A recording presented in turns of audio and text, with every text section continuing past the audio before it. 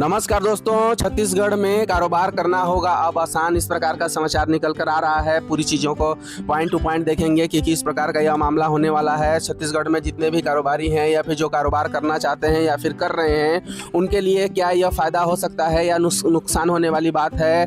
किस प्रकार से शासन ने पहल की है जो सभी कारोबारियों के लिए एक अच्छी सी व्यवस्था के रूप में सामने आ सकती है। तो देखते हैं कि जो मामला सामने निकल कर आया है, इसमें छत्तीसगढ़ सरकार ने जो पहल की है उससे किन किन को लाभ होगा और किस किस को हानि होगा। तो समस्त चीज़ों पे बात करेंगे। यदि चैनल पे नए हैं, चैनल को सब्सक्राइब नहीं किया है तो चैनल को सब्सक्राइब जरूर कर दीजिएगा, क्योंकि इसमें टाइम टू टाइम सभी नोटिफिकेशन अपडेट किए ही जाते हैं। तो देखते हैं क्या है पूरा मामला।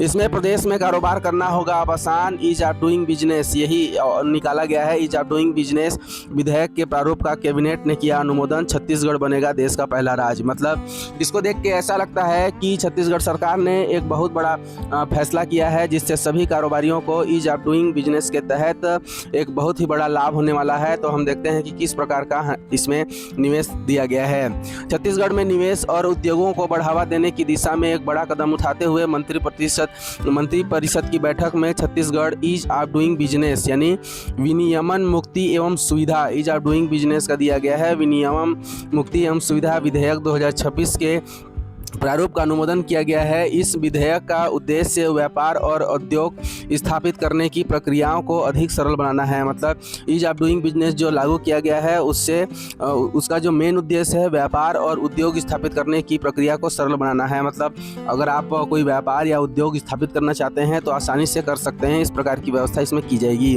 पारदर्शी, डिजिटल और समयबद्ध करना है। सरकार का दावा है कि इस तरह का विधेयक लागू करने वाला छत्तीसगढ़ देश का पहला राज्य होगा। मतलब इससे पहले जैसा बोला जा रहा है कि इससे पहले कोई भी देश ऐसा लागू नहीं किया है, लेकिन छत्तीसगढ़ पहला ऐसा देश होगा, पहला ऐसा राज्य होगा जो इतना अधिक और व्यापक रूप से व्यापार और उद्योग स्थापित करने की दिशा में एक पहल करने जा रही है, जो अधिक सरल, पारदर्शी, डिजिटल और समयबद्ध होगा। मतलब समय पे वो पूरा करेगा। नए कानून के लागू होने से निवेशकों को सरकारी प्रक्रियाओं में होने वाली अनावश्यक देरी, मतलब जैसे पिछले टाइम में ऐसा देखा गया था कि कुछ आप अगर कोई उद्योग या फिर कुछ बड़ा बिजनेस करना चाहते हैं तो उसके लिए विभिन्न सरकारी प्रक्रियाओं से होकर आपको गुजरना पड़ता था, जिससे समय और सरकारी कामों में होने वाली देरी से आपको झेलना पड़ता था। इस प्रकार की जटिलताओं से अब क्या मिलेगी? राहत मिलेगी। विधेयक में डीम्ड परमिशन, स्वप्रमाणीकरण, तृतीय पक्ष सत्यापन, जोखिम आधारित निरीक्षण और तथा दोहरे लाइसेंस दायित्वों को समाप्त करने, मतलब देखिए इतनी बड़ी बात इसमें बोली गई है कि इन सारी चीज़ों जो सरकारी दस्तावेजों से होकर गुजरना पड़ता था, अब इन सारी चीज़ों को हटाया जा रहा है। जैसे विधेयक में डीम्ड परमिशन, स्वप्रमाणीकरण, तृतीय पक्ष सत्यापन, जोखिम आधारित निरीक्षण और दोहरे लाइसेंस दायित्वों पूरी तरीके से समाप्त कर दिया जाएगा। मतलब सरकारी प्रक्रियाएँ जो हैं वो लगभग समाप्त कर दी जाएंगी। अब स्वपक्षीय प्रक्रिया इसमें चलेगी। इसमें बोला गया है कि लाइसेंस दायित्वों को समाप्त करने जैसे महत्वपूर्ण प्रावधान शामिल किए गए हैं। सरकार का मानना है कि इन सुधारों से निवेशकों के लिए कारोबारी माहौल अधिक अनुकूल बनेगा, औद्योगिक विकास की गति मिलेगी और राज्य में बड़े पैमाने पर रोजगार के नए अवसर सृजित किए जाएंगे। इस प्रकार का यह सरकार ने अवसर देने की पहल की है। उच्च शिक्षा संस्थानों की स्थापना में मिलेगा प्रोत्साहन, उच्च शिक्षा संस्थानों की स्थापना होगी। इसके अलावा मंत्रिपरिषद ने छत्तीसगढ़ निजी विश्वविद्यालय स्थापना एवं संचालन संशोधन विधेयक 2026 के प्रारूप को मंजूरी दी है। इस संशोधन में भारत सरकार के मंत्रिमंडल सचिवालय के विनियमन प्रकोष्ठ की अनुशंसाओं के अनुरूप निजी विश्वविद्यालयों की स्थापना संबंधित प्रावधानों को अधिक व्यवहारिक, गुणवत्तापूर्ण और समयकालीन बनाया गया है।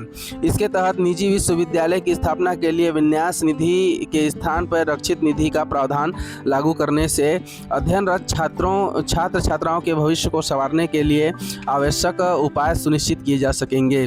मतलब निजी विश्वविद्यालय स्थापना करने की भी ओर बढ़ रही है। इसमें आधारभूत अधोसंरचना होगा, पुस्तकालय एवं अन्य सुविधाओं को यूजीसी एवं सक्षम नियामक संस्थानों के मानकों के अनुरूप सुनिश्चित करने का प्रावधान किया जाएगा। मतलब जो निजी विश्वविद्यालय हैं, जो निजी संस्थाएं हैं, उनको बढ़ावा देने से छात्रों के अध्ययन अध्यापन में बढ़ोतरी होगी। इस प्रकार की बात इसमें कही गई है। आपको क्या लगता है ज़रूर कमेंट में बताइएगा। क्या यह विधेयक जो है सभी के लिए अच्छा है या फिर कुछ नुकसान भी इससे हो सकता है? इस संशोधन से राज्य में गुणवत्तापूर्ण उच्च शिक्षा संस्थानों की स्थापना को प्रोत्साहन प्रोत्साहन मिलेगा। इस प्रकार की जो है छत्तीसगढ़ सरकार ने राज्य में उद्योग और उद्योग नीति को बढ़ावा देने के लिए, औद्योगिकरण की प्रक्रिया को बढ़ावा देने के लिए जितने भी सरकारी या फिर जो अन्य जटिलताएं थी उनको समाप्त करने का फैसला लिया है और एक सरल तरीके से उद्योग नीति को बढ़ावा देने की तरफ वो पहल करने वाला देश का पहला राज्य होगा। तो यदि जानकारी अच्छी लगी हो तो चैनल को सब्सक्राइब जरूर कर दीजिएगा, क्योंकि इसमें टाइम टू टाइम सभी नोटिफिकेशन अपडेट किए ही जाते हैं। तो मिलते हैं ऐसे ही नए नोटिफिकेशन, विज्ञापन और एक अच्छी सी जानकारी के साथ।